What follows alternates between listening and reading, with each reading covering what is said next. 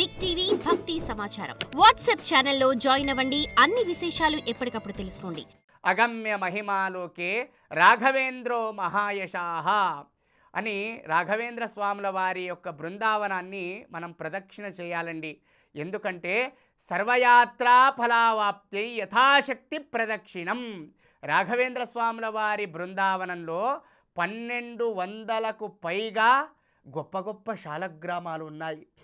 మనం ఒక శాలగ్రామాన్ని ఇంట్లో తెచ్చి నిత్యం పూజిస్తూ ఉంటేనే మనకు ఎంతో ఒక క్షేత్రానికి వెళ్ళి వచ్చినటువంటి పుణ్యఫలం కలుగుతుంది. అటువంటిది 1200కు పైగా దివ్యమైనటువంటి భవ్యమైనటువంటి శాలగ్రామాదులు ఒకే చోట ఉండేటటువంటి ఒక ప్రదేశం అంటే అది రాఘవేంద్ర స్వాముల వారి యొక్క బృందావనం.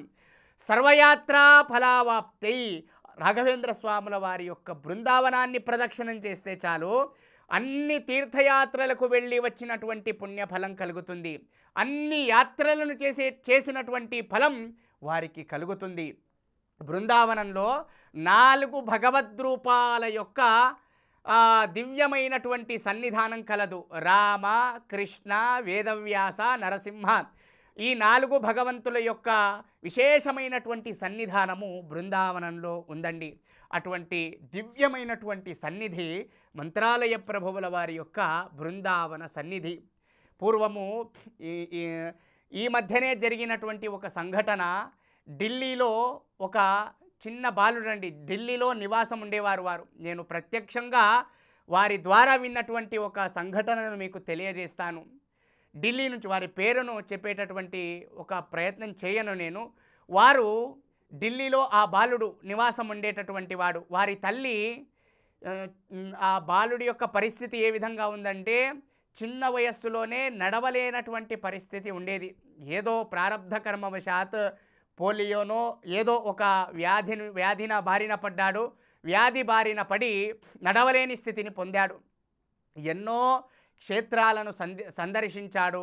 ఎన్నో రకములైనటువంటి మందులను వాడాడు. ఏది వాడినా ఏ రకమైనటువంటి ప్రయోజనం కనిపించలేదు. అయితే ఎవరో చెప్పగా విని మంత్రాలయానికి వచ్చారు. ఆ తల్లి మరియు ఆ పిల్లవాడు ఇద్దరు వచ్చి ఎన్నో రోజుల పాటు ఆ తల్లి మంత్రాలయ ప్రభువుల వారిని భక్తి శ్రద్ధలతో సేవించింది. ఎన్నో రోజుల తర్వాత సేవించేటటువంటి సందర్భంలో సామాన్యంగా ఆ బాలుడిని బృందావనం దగ్గర సన్నిధానంలో కూర్చోబెట్టేదట. ఆ తల్లి భక్తి శ్రద్ధలతో పూజ్యాయ రాఘవేంద్రాయ సత్య ధర్మ రతాయ చ భజతాం కల్పవృక్షాయ నమతాం కామధేనవే అని మంత్రాన్ని చదువుతూ విశేషంగా ఆ మంత్రాలయ ప్రభువుల వారి యొక్క సేవను చేస్తూ ఉండింది.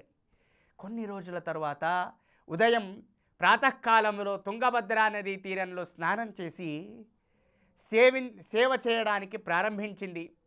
బాలుడిని అక్కడ కూర్చోబెట్టింది. ప్రదక్షిణం పెద్ద ప్రాకారము, మంత్రాలయానికి వెళ్ళి మీరు చూస్తే అర్థమవుతుంది. తాను ప్రాకారం చుట్టూ ప్రదక్షిణ చేస్తూ ఉండేటటువంటి సందర్భంలో బాలుడిని అక్కడ కూర్చోబెట్టింది. అయితే ఒక ప్రదక్షిణ వెళ్ళి ఇక్కడికి రావాలి వచ్చేటటువంటి సందర్భంలో తాను ఒక చోట బాలుడిని కూర్చోబెట్టింది కదా, ఆ బాలుడు అక్కడ కనబడట్లేదు. ఆ తల్లి ఆవేదన, దుఃఖం, అయ్యో బాలుడు తప్పిపోయాడా ఏంటి అనేటటువంటి బాధ తప్తురాలై మళ్ళీ మంత్రాలయ ప్రభువుల వారినే కన్నీటి పర్యంతురాలై శరణు వేడింది. గురో పాహిమాం అని ఈ విధంగా శరణుజొచ్చినప్పుడు వెంటనే చూడండి ఆ బాలుడు ఏం చేశారట, మంత్రాలయ ప్రభువుల వారి సేవాఫలము నడవలేని స్థితిలో ఉండేటటువంటి ఆ బాలుడికి పరిగెత్తేటటువంటి ఒక గొప్ప అనుగ్రహాన్ని మంత్రాలయ ప్రభువుల వారు అందించారు. అంటే కాళ్ళు చచ్చిపడిపోయినటువంటి బాలుడికి కాళ్ళను అందించి కాలిలో నడిచే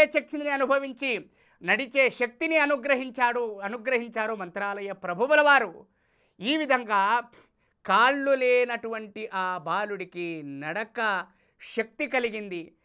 వెంటనే మంత్రాలయ ప్రభువుల వారి బృందావనాన్ని ప్రదక్షిణం చేశారట ఆ బాలుడు. ఈ విధంగా తప్పిపోయినటువంటి బాలుడు పరిగెత్తుకుంటూ ఆ తల్లి వద్దకు చేరారట. అప్పుడు ఆ తల్లి అంటున్నది, గురో పాహిమాం, నిన్ను శరణుజొచ్చితే నీ వద్దకు వచ్చి ప్రార్థిస్తే, నీ వద్దకు వచ్చి నిన్ను కోరుకుంటే అన్నీ కూడా అనుగ్రహిస్తావు తండ్రి మంత్రాలయ ప్రభో గురో రాఘవేంద్ర అని ఈ విధంగా ప్రార్థించినటువంటి ఒక సంఘటన ఇప్పటి కాలంలో మంత్రాలయంలో జరిగిందండి. సాక్షాత్తుగా వారే దాన్ని లిఖించి అనేక మందికి కూడా ఆ మంత్రాలయ ప్రభువుల వారి యొక్క మహాత్మ్యము మహిమలను తెలియజెప్పారండి. ఇటువంటి శాపానుగ్రహ శక్తోన్యో రాఘవేంద్రాన్న విద్యతే, ఇటువంటి దివ్యమైనటువంటి సద్గురువులు మంత్రాలయ ప్రభువుల వారు. సామాన్యంగా అనుగ్రహాన్ని మాత్రమే కాకుండా నువ్వు వెళ్ళి మంచి జ్ఞానమును కావాలి, మంచి విద్య కావాలి అనేటటువంటి ఒక విషయాన్ని మంత్రాలయ ప్రభువుల వారి వద్దకు వెళ్ళి సేవించినచో నీకు అది కూడా కలుగుతుంది. అటువంటి జ్ఞానమును, భక్తిని, వైరాగ్యాన్ని అందించినటువంటి మహనీయులు మంత్రాలయ ప్రభువుల వారు.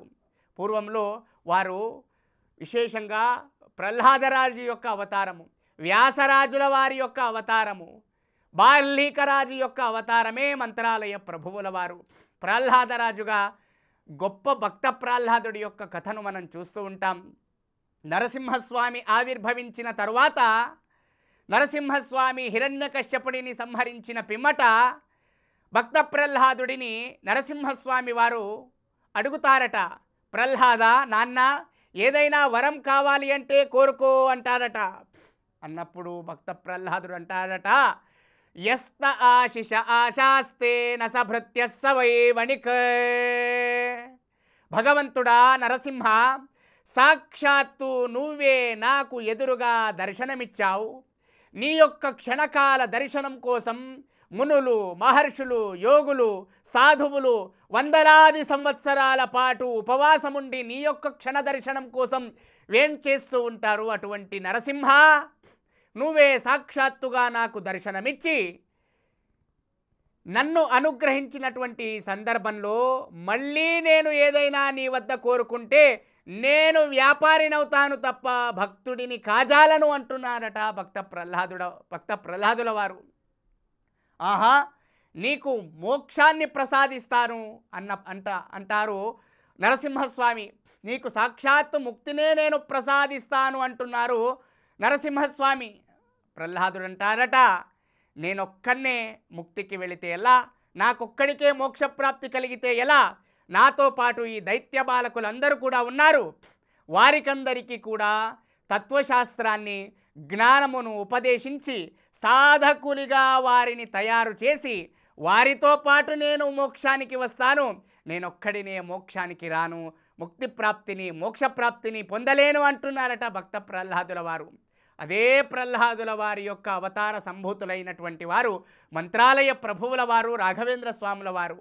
రాఘవేంద్ర స్వాముల వారు బృందావన ప్రవేశం చేసి, సజీవ బృందావన ప్రవేశం చేసి 370 సంవత్సరాలు జరిగినప్పటికీ కూడా నేటికి కూడా మంత్రాలయంలో, బృందావనంలో సజీవముగా ఉండి మనల్నందరినీ కూడా అనుగ్రహించి, మనల్నందరినీ కూడా సాధకులుగా తయారు చేసి, భగవంతుడి యొక్క జ్ఞానాన్ని అందించి, మనల్నందరినీ కూడా విశేషమైనటువంటి మోక్షానికి పొందేటటువంటి జ్ఞానాన్ని అందిస్తూ నేటికి కూడా మనల్నందరినీ కూడా అనుగ్రహిస్తుండేటటువంటి సద్గురువులు, జగద్గురువులు మంత్రాలయ ప్రభువుల వారు. వారి యొక్క దివ్యమైనటువంటి, భవ్యమైనటువంటి వర్ధంతి మహోత్సవం. సామాన్యంగా ఈ శబ్దాన్ని తెలుగునాట వాడకూడదండి. ఎందుకంటే సామాన్యంగా తెలుగు ప్రజలలో జయంతి అంటే పుట్టినరోజు, వర్ధంతి అంటే చనిపోయిన రోజు. సామాన్యంగా ఇది తెలుగు ప్రాంతంలో విపరీతార్థంలో వాడబడుతూ ఉన్నది ఈ శబ్దము. వర్ధంతి అంటే వర్ధతాం. సంస్కృత భాషలో వృద్ధౌ అనేటటువంటి ఒక ధాతు, అంటే అభివృద్ధి, పుట్టినరోజు వర్ధతాం అనేటటువంటి భాషలో ఒక అర్థంలో ఈ శబ్దాన్ని ప్రయోగిస్తూ ఉంటారు. ఇది మన తెలుగునాట విపరీతార్థములో ప్రయోగింపబడుతూ ఉన్నది. అయినా అటువంటి రాఘవేంద్ర స్వాముల వారి యొక్క జన్మదిన మహోత్సవం, జన్మ నక్షత్ర మహోత్సవం, మంత్రాలయ ప్రభువుల వారు అవతరించినటువంటి దినోత్సవం నేడు మనకు పాల్గొన మాసంలో శుక్లపక్షములో సప్తమి నాడు మనకు ఆ దివ్యమైనటువంటి దినము రాబోతూ ఉన్నది. పాల్గొన శుక్ల పాడ్యమి నుంచి పాల్గొన శుక్ల సప్తమి వరకు మంత్రాలయంలో 7 రోజుల పాటు గురు రాఘవేంద్ర స్వాముల వారి వైభవోత్సవాలు జరుగుతాయి.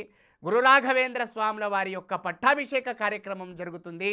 మంత్రాలయ ప్రభువుల వారి యొక్క సన్నిధానంలో ఆధ్యాత్మిక ప్రవచనాలు మొదలైనటువంటి అనేక సాంస్కృతిక కార్యక్రమాలు, ధార్మిక కార్యక్రమాలు, యజ్ఞ యాగాలు మంత్రాలయ ప్రభువుల వారి సన్నిధానంలో ఈ వారం రోజుల పాటు జరుగుతాయి. అటువంటి దివ్యమైనటువంటి మంత్రాలయ ప్రభువుల వారి సన్నిధానాన్ని మనం కూడా దర్శించి పునీతులమవ్వాలి. మంత్రాలయ ప్రభువుల వారి సాక్షాత్తుగా మంత్రాలయానికి వెళ్ళడానికి శక్తి చాలనటువంటి సందర్భంలో మంత్రాలయ ప్రభువుల వారి మృత్తికా బృందావనాలు కూడా మన తెలుగు ప్రాంతాలలో చాలా చోట్ల కలవు. ఈ మంత్రాలయ ప్రభువుల వారి మృత్తికా బృందావనం దగ్గరకు వెళ్ళి మంత్రాలయ ప్రభువుల వారిని ప్రార్థించినా అనుగ్రహిస్తున్నటువంటి జగద్గురువులు మంత్రాలయ ప్రభువుల వారండి. వారి యొక్క దివ్యమైనటువంటి భవ్యమైనటువంటి వైభవోత్సవాలు పాల్గొన శుక్ల పాడ్యమి నుంచి పాల్గొన శుక్ల సప్తమి వరకు జరుగుతాయి. అటువంటి దివ్యమైనటువంటి సన్నిధానానికి మనం కూడా వెళ్ళి మంత్రాలయ ప్రభువుల వారిని దర్శించుకొని పునీతులమవుదాం. చిట్ట చివరిగా ఒకటే మాట, గురువును శరణుజొచ్చాలి. ఏవైనా తాపత్రయాలు కలిగినప్పుడు కలియుగంలో సామాన్యంగా మానసిక వేదనలు ఎక్కువైపోయాయి. సామాన్యంగా ఇంట్లో భార్యాభర్తల మధ్య కలహాలు ఎక్కువైపోయాయి. పిల్లలకు సరి అయినటువంటి సంస్కారం అందలేక పాశ్చాత్య సంస్కృతితో పిల్లలందరూ కూడా చెడు మార్గాన వెళ్ళేటటువంటి ఒక దృశ్యం కనిపిస్తూ ఉన్నది. ఏదైనా ఒక మాట అంటే చాలు మానసిక వ్యాధిని పొంది ఆత్మహత్యలను చేసుకునేటటువంటి ఒక దృశ్యాలను గమనిస్తున్నాం. అంటే మానసికంగా, శారీరకంగా, ఆధ్యాత్మికంగా చాలా వీక్ అయ్యేటటువంటి ఒక సమాజం నేడు మనకు దర్శనమిస్తుంది. ఈ సందర్భంలో గురువులను శరణుజొచ్చి రాఘవేంద్ర స్వాముల వారిని శరణుజొచ్చి గురోపాహిమాం గురో రక్షమాం అని ఆ ప్రభువుల వారిని ప్రార్థించడం వలన కలియుగంలో మనకు వచ్చినటువంటి తాపత్రయాలన్నీ కూడా తొలగిపోతాయి అనేటటువంటి ఈ మాటలో ఈ మాట అనేది సత్యము సత్యము సత్యము. ఆ గురువులను శరణుజొచ్చితే చాలు వారికి తప్పకుండా మంత్రాలయ ప్రభువులు రాఘవేంద్ర తీర్థ గురుసార్వభౌముల వారి అనుగ్రహం వారికి తప్పకుండా కలుగుతుంది. వారు అంతటి తపోనిష్ట గరిష్ఠులు మంత్రాలయ ప్రభువులు. తమను ఎవరైతే భక్తులు భక్తి శ్రద్ధలతో ఆశ్రయిస్తారో, గురోపాహి అని ఎవరైతే ప్రార్థిస్తారో వారికి తప్పకుండా అనుగ్రహించి వారిని విశేషంగా ఉత్తమమైనటువంటి మార్గంలో వారు ప్రయాణించేలా అనుగ్రహించేటటువంటి జగద్గురువులు సద్గురువులు మంత్రాలయ ప్రభువుల వారు రాఘవేంద్ర తీర్థ గురుసార్వభౌముల వారు. వారిని విశేషంగా మనము కూడా వారి బృందావనాన్ని దర్శించి వారి స్తోత్రాన్ని పఠించి ఆపాదమౌలి పర్యంతం గురూనాం ఆకృతిం స్మరేత్ తేన విఘ్నాః ప్రణశ్యంతి సిద్ధ్యంతి చ మనోరథాః అని ఈ విధంగా ఆ గురువుల స్తోత్రాన్ని పఠించి గురువు యొక్క మంత్రాలయ ప్రభువులు రాఘవేంద్ర తీర్థ గురుసార్వభౌముల వారి యొక్క అనుగ్రహాన్ని పొందుదాం అని సందర్భంగా తెలియజేస్తూ ఈ అక్షర మాలికలను ఆ భగవంతుడి యొక్క రాఘవేంద్ర స్వాముల వారి యొక్క చరణ పద్మములందు సమర్పిస్తూ కృష్ణం వందే జగద్గురుం. జై Sriram. For more videos like this, subscribe Big TV channel.